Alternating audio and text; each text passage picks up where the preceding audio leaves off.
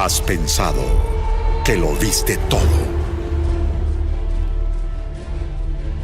que lo has oído todo,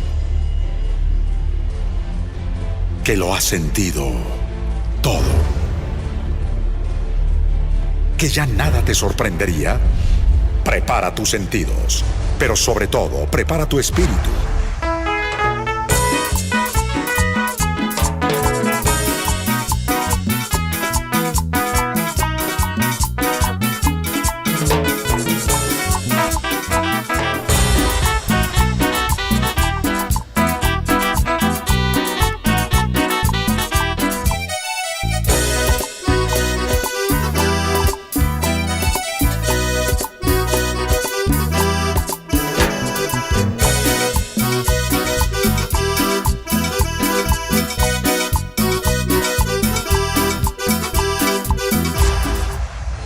El Espíritu Santo te transformará, te ungirá. El Espíritu de Dios está en este lugar. Muévete en mí, muévete en mí.